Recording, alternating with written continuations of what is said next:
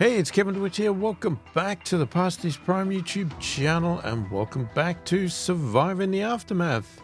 So in this video here, we're going to do a little bit of a guide tutorial type thing. And I'm just going to share some of the thoughts I have around specific items. I'm going to do a few of these over the coming weeks and all that sort of stuff. And hopefully that'll help out new players or whatever else. So this week we're going to talk about specialists, what they do, how to use them, all that sort of stuff. So let's just get into it, have a look at it. Right, so you'll see up here in this game that I've got loaded, we have 10 specialists. Now, that's the maximum we can have at any time through the game. And there's all different types. Right, we've got a fighter, there's another fighter, well, we've got lots of fighters. We've got a scavenger, another fighter, scavenger, scientist, scavenger, and scientist. Now, when you click on them in the colony, you'll get this, obviously, description. You know, they're all got different names, different stories, that sort of stuff for entertainment value. And then there's a whole heap of skills. So you'll have their health, which is basically how strong they are, how much of a hit they can take when they're in a fight or something like that. And you'll see that little red bar there that will drop as they get injured. You'll see, you know, these ones here are fairly injured and that sort of thing from fighting.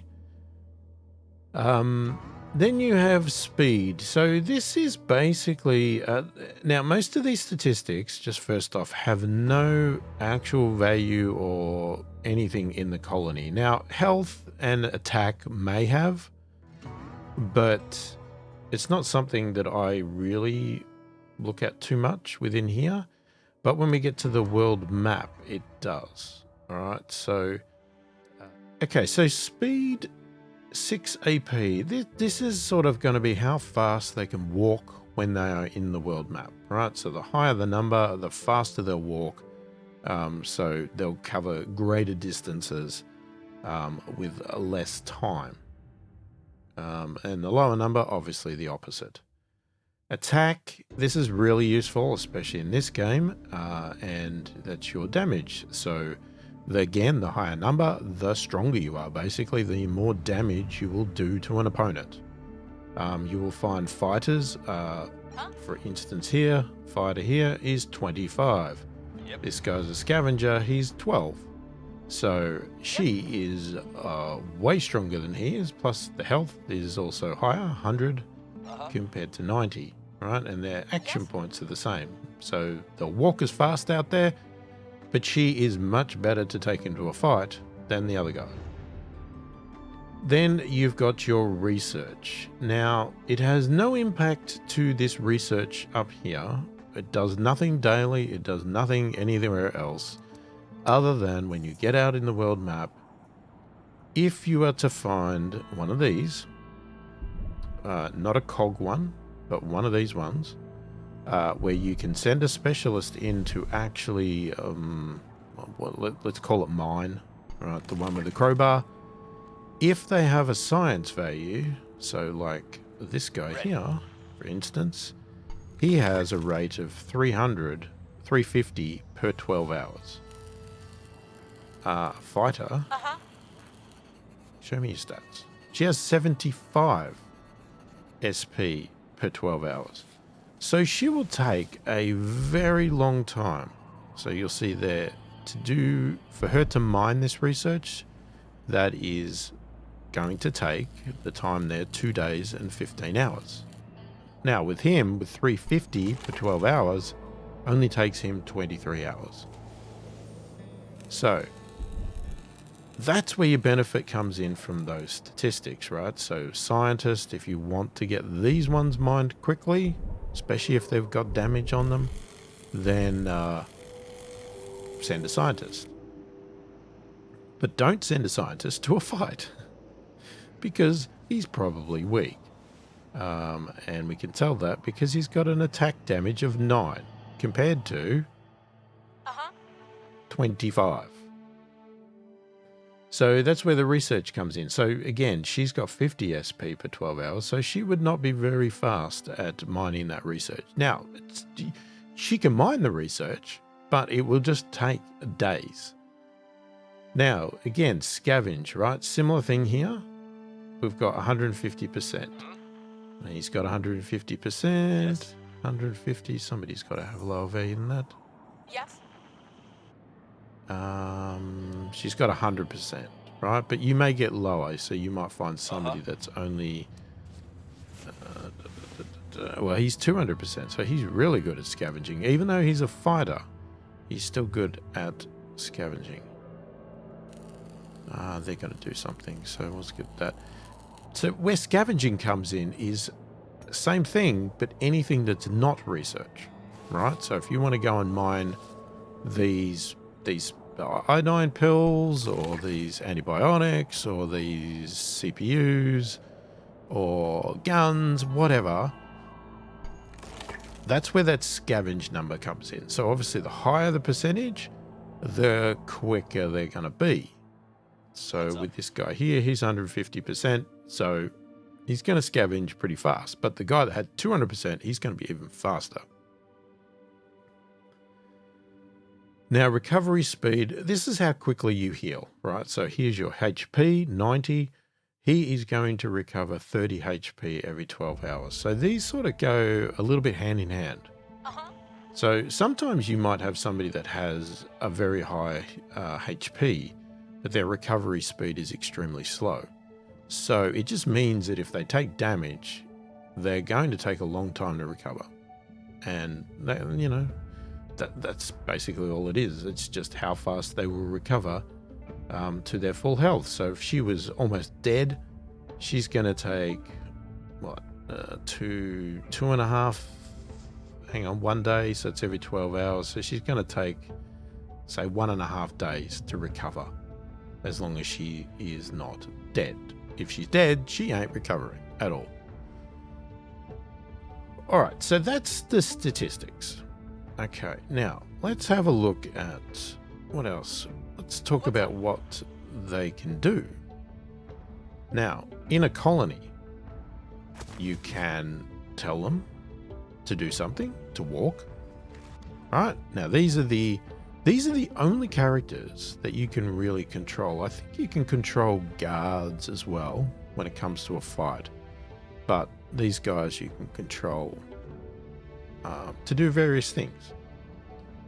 Now, what can you control? Well, you just saw I controlled it moving. So, there's a pair of little feet there. I can right click and get them to move. I can actually get them to repair stuff. So you'll see if I go over an item that's damaged, I can click it. It's got a little hammer. I can click on it. And in theory, they should walk over there and help repair it, as long as the items to repair it get dropped off. Now, if they don't, they just wander off. So, sometimes... We've made a new discovery.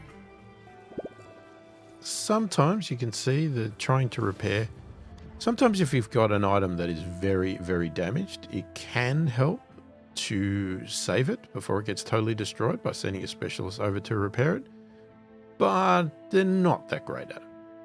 Now, the other thing they can do is, again, it comes up with a hammer. You can send them over to actually help build things, and that, again, can speed up construction.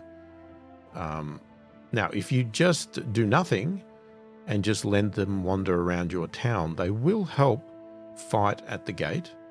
If bandits come into your colony, they will fight them as well.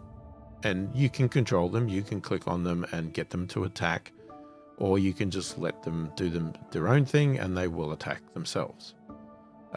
Any bandits, that sort of stuff. So they're handy to have a couple. I usually keep a couple in my camp at all times. Just so there's a couple there, especially if I've got 10. I'll just keep a couple around because they do help beat bandits off and do various things like that. Okay, so in this one here,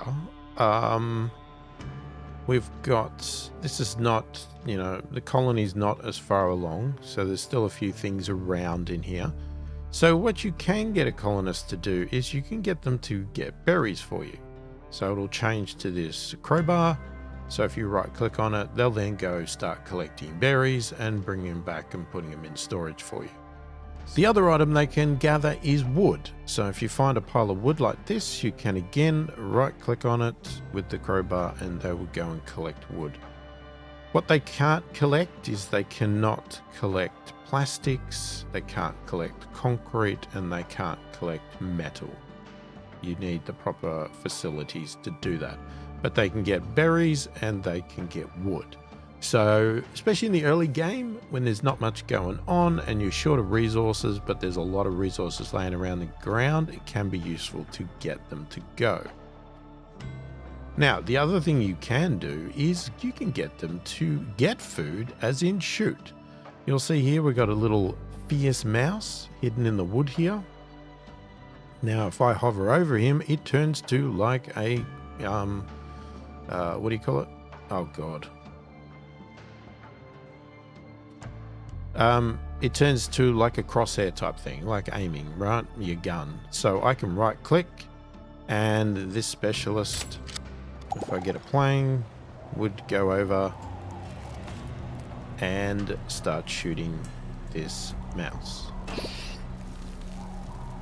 So they'll enter into a fight. The mouse will fight back, but we will kill it. Now you'll see there, it's now turned to meat because it's dead. Now it's got the ability to crowbar. So like berries, we can also go and collect the meat of the mouse that we just killed, or the rat, and they'll take it back to storage. Now, killing rats is okay if that's what you need to do, because you just need some meat. But what it would be better for is things like defensive type things. Okay, so you might come across an area where there's, some more meat would be some deer. If you see deer, you can shoot those. But you could be defending because you might have your colonists or these guys here going out to get wood or berries or something. And suddenly a giant bear comes out, or some wild hogs, something like that, boars, and they will attack your colonists and injure them and kill them. So what you do is you get a couple of your specialists and you get them to go over and kill the bear, kill the boars. The other one is there's sandworms in the ground. If you watch any of my other videos, you'll see some of these things come up. I can't show all of them in this video, but things like that, they'll come up just like the mouse. As soon as you find them, you just hover over and it will come up with the crosshairs and tell them to go shoot, basically. That's pretty much all they can do in the colony, right? So really, their main thing is to be in the world. That's where the biggest benefit for them is. So if we want to go to the world map, we can click on a specialist. You can tell which are where. So while we're in the colony, if they are not sort of dark grey like that, and they're lit up, that means they are in the colony, right? And we can even find them. We can double click and there they are. There's our specialist there with the little symbol on top of their head. Whereas these ones here, if I double click, that'll take me to the world map. What's up? Now, if we want to send a specialist to the world map, we can click here to send to world map. Pretty obvious. Now, you can't send to the world map until you have the gate. So if you're a brand new first play, and we'll show that in a minute, I'll open up a new game just to give an example of it. That feature to send to world map will not be there. But as soon as you have a gate, you have that option to send. Then they come out to this beautiful world with all these little sectors surrounded by little lines and dotted lines. All these dark grey ones here are hidden, right? We have to investigate them, and we can do that by clicking on our specialist, getting them to walk over to an undiscovered thing, and you'll see the binoculars. And if you were to right click here, you're telling them to go and do that. Now, when you send them to the world map, what do you want to do with them? Basically, you want to go around and open all these things up and discover stuff and scavenge. Scavenge fight bandit towns, do quests, right? Quests will pop up in your town, and when you activate a quest, you'll get like this purple marker here. It's saying there's a quest activity here, right? So I get this specialist here, Raj. He's currently searching this grayed out tile. So it's unsearched. We can't go in there. We can't do anything because it is not visible, right? So as soon as he finishes searching that, it will be opened up. Then I can click him. I can't do it now. I could click him and tell him to go to this quest here, and he will go in there and activate it and do something in the quest, right? You'll be asked questions, you'll do things like that. So you can do that. As I said, you can, this person here could go here and spend 1 day, 1 hour scavenging for this candy bars. And they grab it all, pick it up, and then if you take them back to your town, they will then drop those candy bars back into town to be used. You will see things like this little town here, which has bandits. So if I was to do that, you will see that we have a balance of power here. So we are going to fight this bunch of bandits.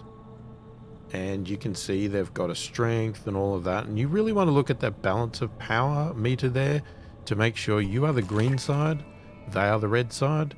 You want to make sure that you are not in a losing position. Right? So you want to be in a winning position. Now, I will often send multiple specialists over to do that, and then it takes the balance of power even more over to our side to win, and your people will take less damage, because as they're fighting, even though it says it's even, you are going to take damage, right? And that's why you will see them have this little loss damage, because they either have got into a fight, or the other thing they've done is they have mined for materials that has damage, right? So that's the two parts of these mining here, right? You've got ones here that have just clear, and you'll see if I highlight it, it says 0 damage per 12 hours. So you can safely send a specialist there, they can mine it, they will get no damage.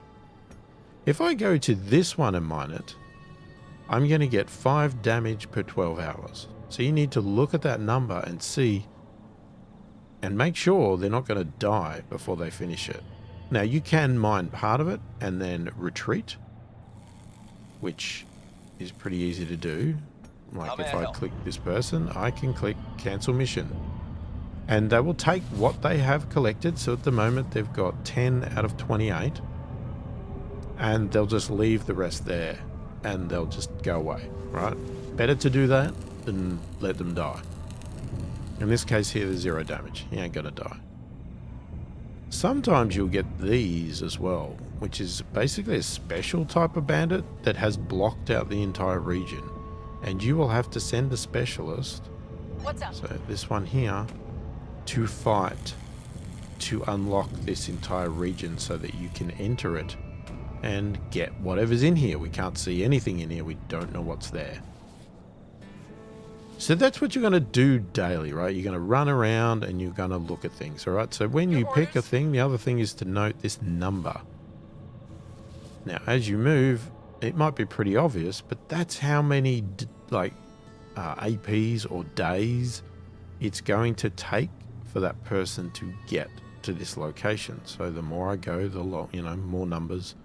So it's going to take her 6 days to get down here. So, this map can be quite big. So you can see it can take a long time to walk from one spot to another. And that's why I send lots of specialists out and run around. Now you can shorten that time by having vehicles.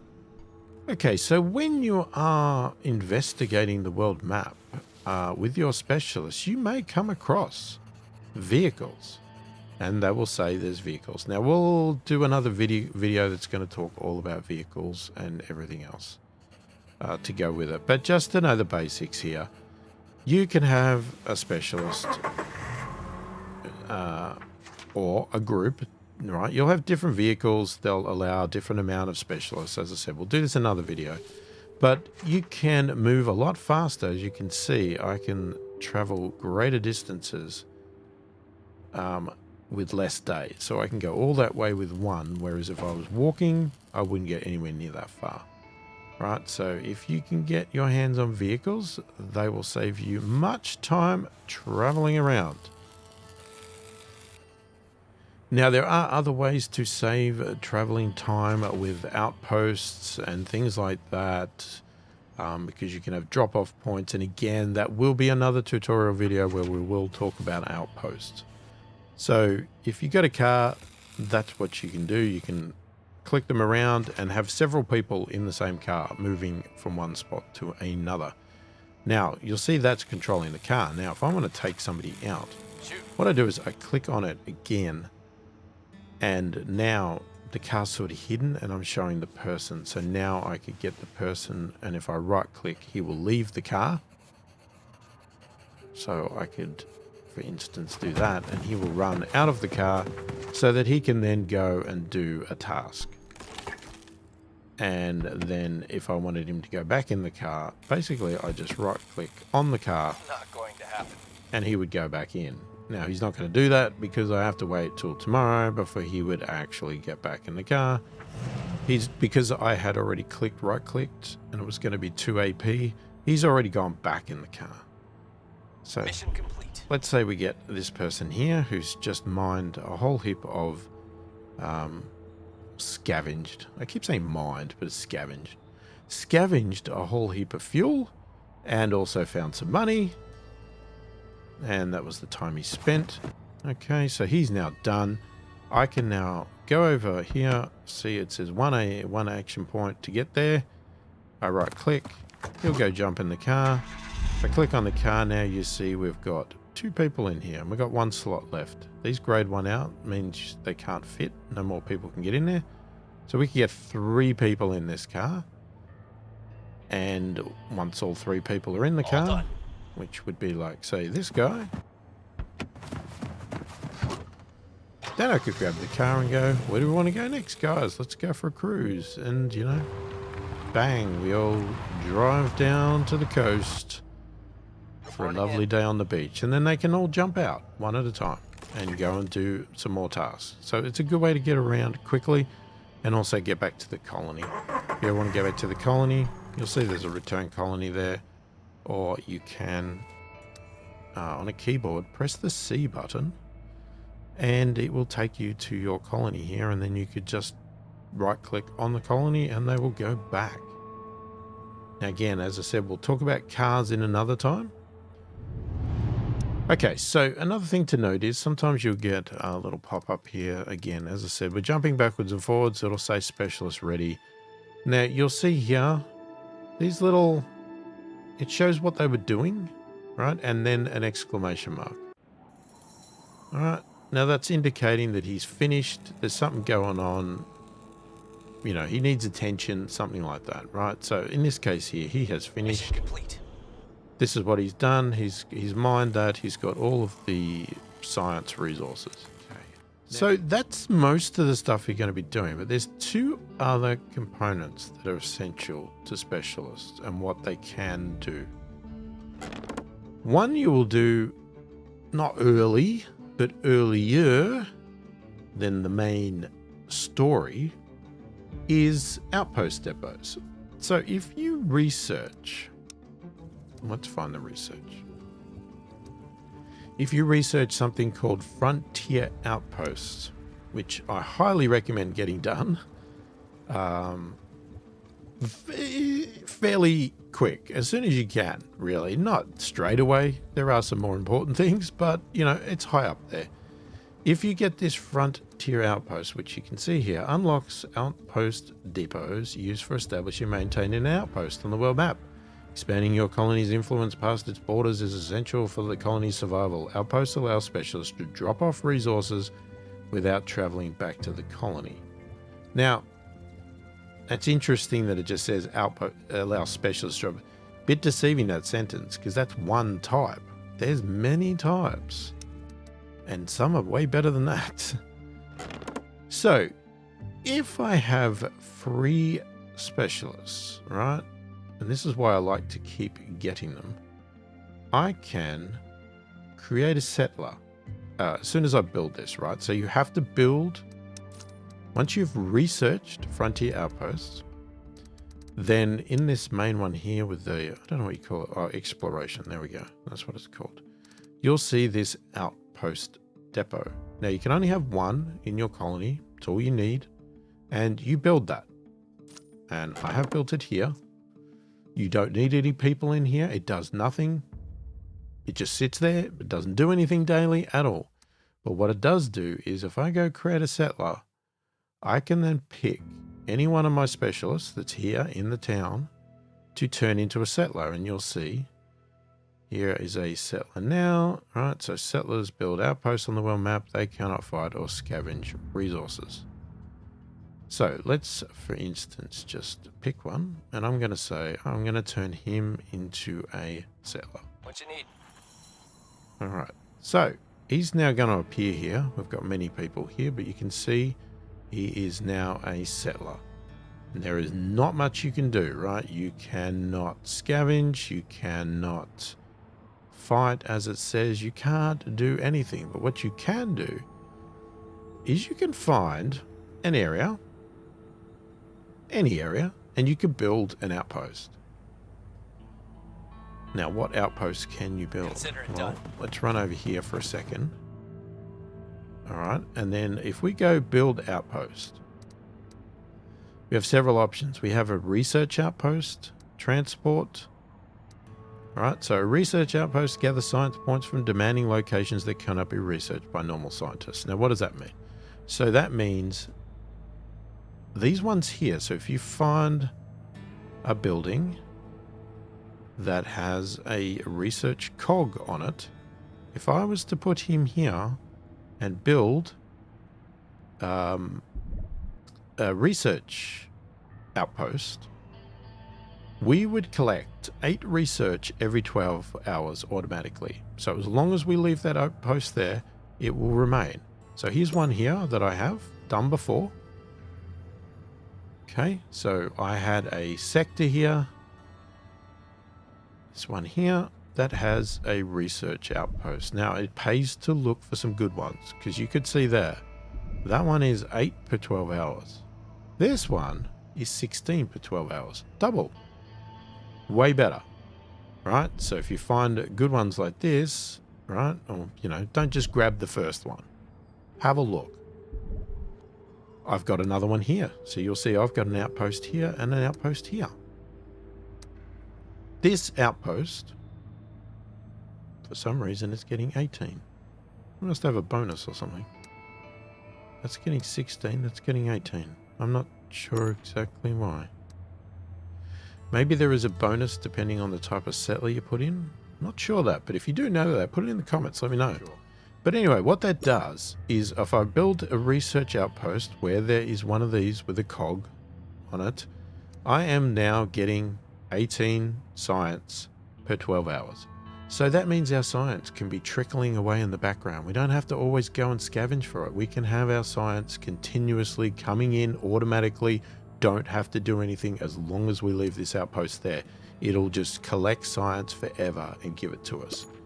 Now we can demolish it if we've had enough of it, but you will not get that settler back, right? Or that specialist. Once a specialist becomes a settler, that's it. He can never be a specialist again. It is gone. It is a settler. Once that settler creates an outpost, it can never become a settler or a specialist again. It is gone. You demolish this, you've killed that settler, basically. It's gone, right? So it pays to think through it. But, you know, later in the game, you might decide, well, you know, I really don't want this science anymore, especially if you've got science and there's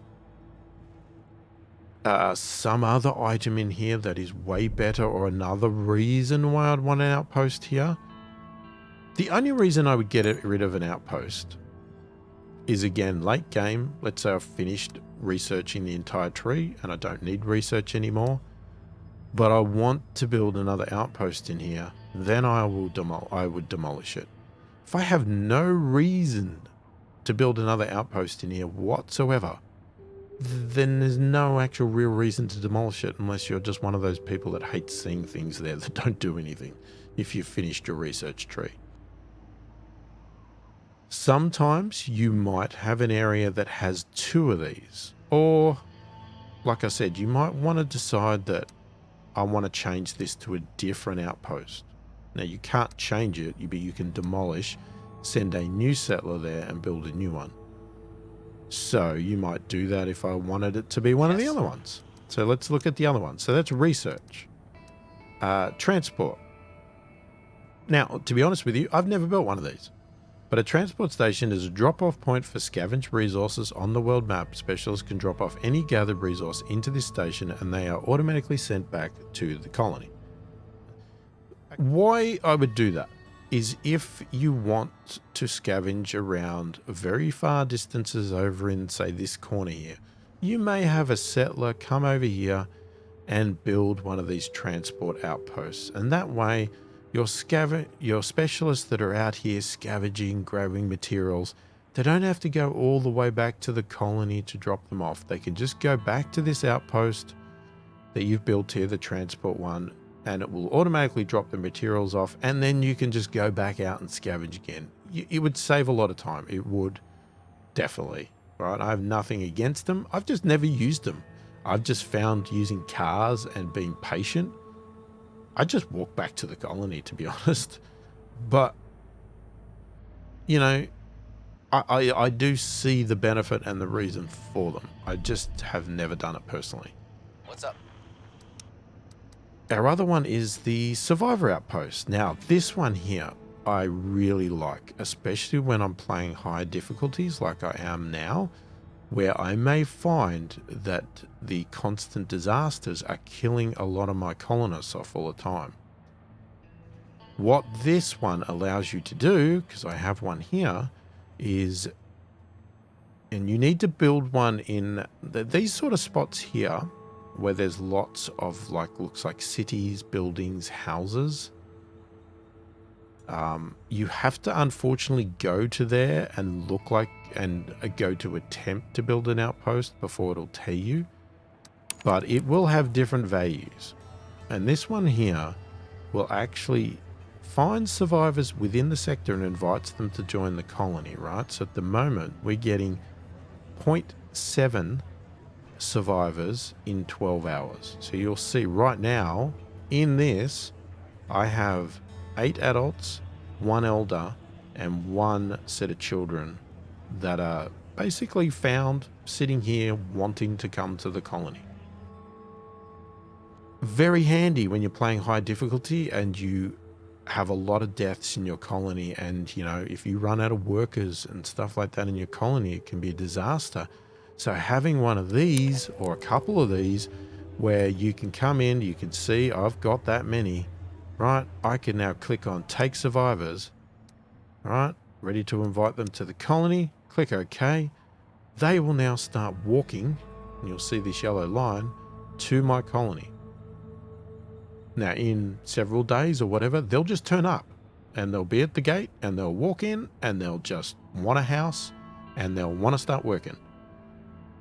It's perfect for high difficulties because it gives you the ability to continuously replenish your people in your colony to replace people dying, right? So I really, really like this one. How may I help? Okay. Other one is a medical outpost. Now again, I've never done this one either. But what the purpose of that one is, well, you could probably just read what it says. Medical outposts allow specialists to heal their wounds without having to return to the colony. So with your specialists, if you come out here and you get into a fight and you are, say, this guy here, he's pretty injured, right? Where is it? Well, this guy here, whatever, they're pretty injured, okay? You can see, it won't show me. Hang on, is there somebody? Yes? All right, you're not in a car. Right, so her health at the moment is 15 out of 19 HP. And you'll remember they had a recovery number. Most of them would have some sort of recovery of how long it would take them to recover their HP. No specialist recovers their HP in the world map. The only place they will recover their HP is in the colony or in a medical outpost.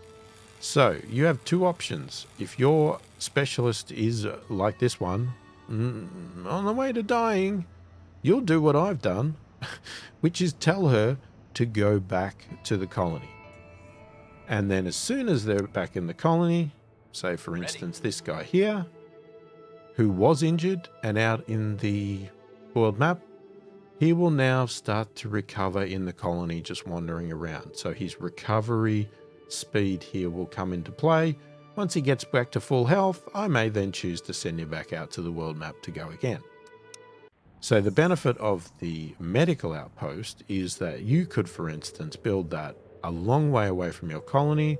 It gives your specialists somewhere they can go back to that is way closer than the colony to heal.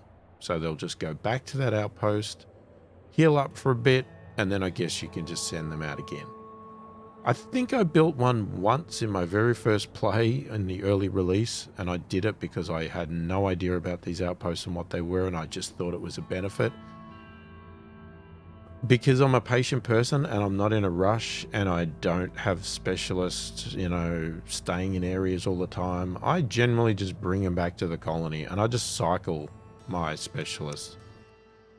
So I will bring back all my injured specialists and I will send out the healed ones. And then I'll bring them back and then I'll swap again, and I just keep swapping. But it could be more efficient to have an outpost. I do see the point, and if you had a few scattered around in different corners of the map, it would save a lot of backwards and forwards. Whereas I waste a lot of time having my specialists come backwards and forwards through this. And as you can see, there are very long distances to go, especially if you don't have a car. Now later in the game,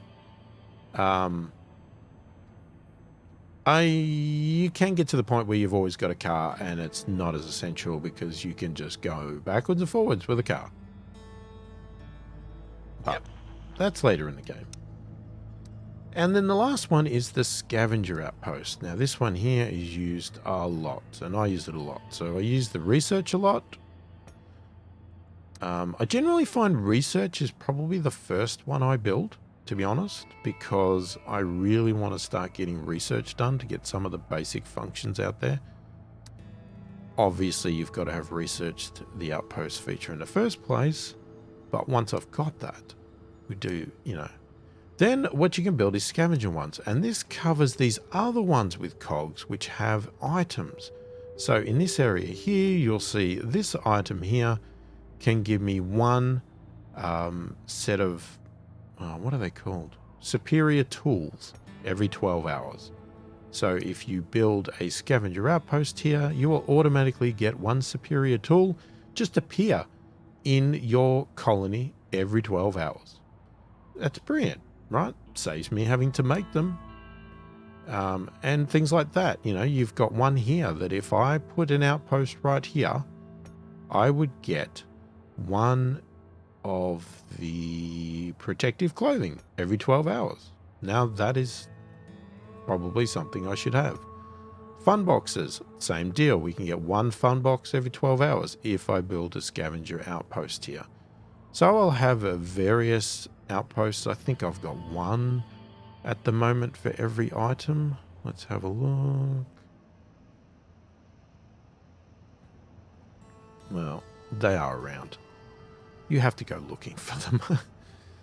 But I will generally try and at least get one. So I've got one here. This is a bonus one. This is a bonus one, right? I will generally have one in each area to collect items. This scavenger one is a great one because in this region, I found two cog items in the same region. I have the protective clothing, and I have rare metals. Now, as soon as I build an outpost in this region, a scavenger one, I'm now getting both items automatically sent to me. So I'm getting 6 rare metals every 12 hours, and I'm getting 1 protective clothing every 12 hours appearing in my colony. That can be a big savior, especially if it's stuff you can't make. And protective clothing, some of these high items, like for instance, superior tools, protective clothing, and I think automatic rifles, I don't believe, and I could be mistaken, I don't believe you can actually make them in your colony at all. You can only make the basic or the durable or the basic and sturdy.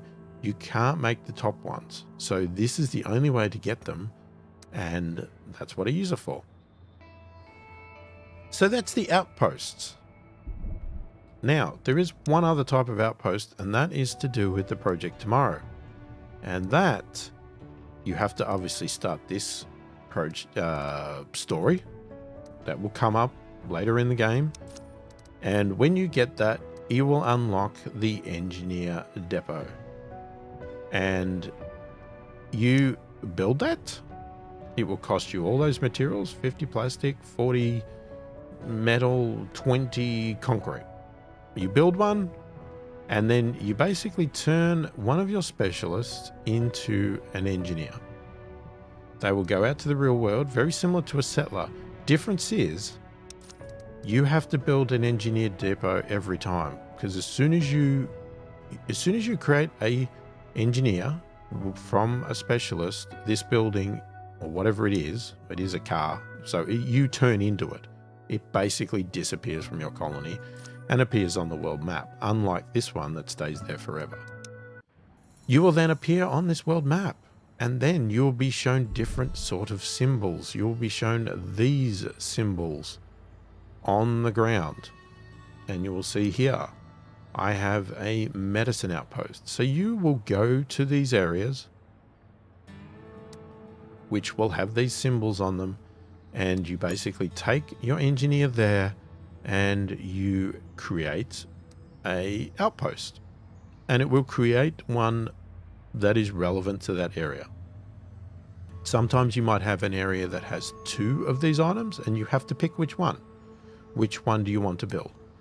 And that is going to collect these items, all 4 of these, which is what you need to do to progress the project tomorrow, which is basically the end game story.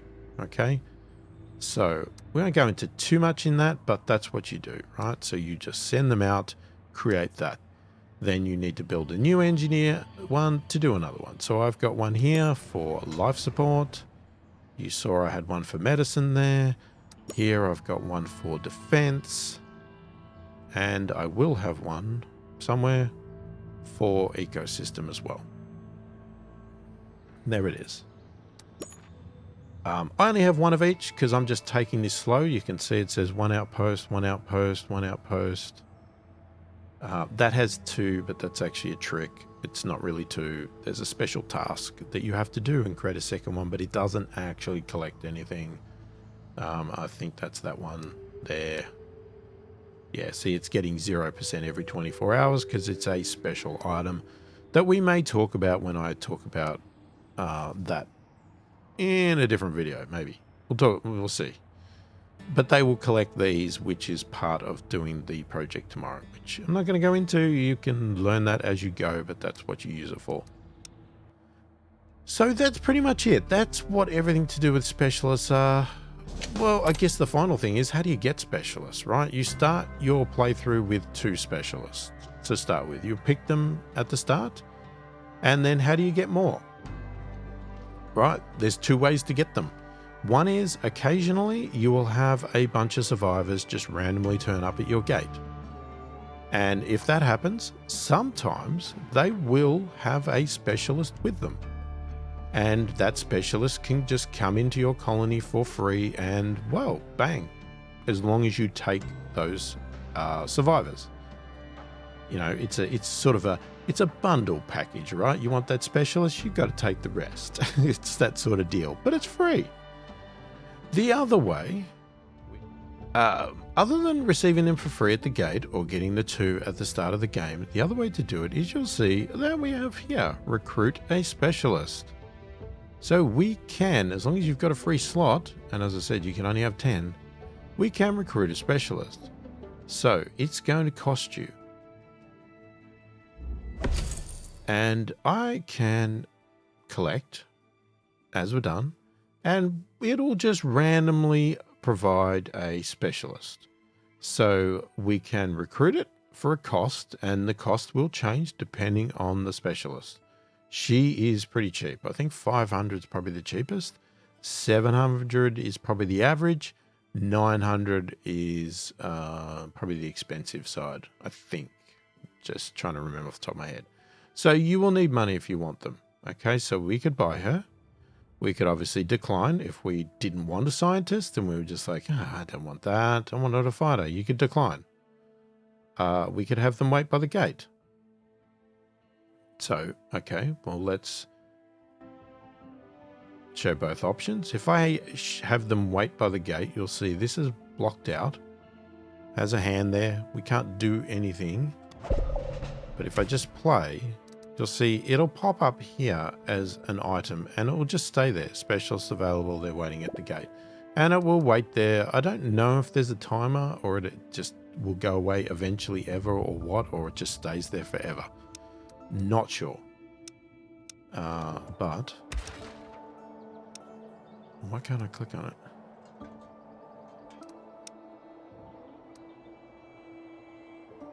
Oh, we just had to wait. There we go. So that can be handy if you went and did the process, found out they were a bit too expensive because you were hoping for a 500 coin one, you didn't have it, and then they turned out to be 700, but you really want them. You could have them wait at the gate, get your extra 200 coin, then come back and recruit them, right? You could also decline. If I recruit them, we obviously pay 500, we get a thank you, and they're now here. And that's the person walking in the gate right now, coming in to work for us. So now we can use them to do whatever we want, whenever we want, all that sort of stuff. All right, so let's say we don't want to leave them at the gate, don't want to recruit them, and we decide to decline. Okay, that's a shame. Who knows? Maybe we'll meet again. The specialist heads back into the wasteland with their gear.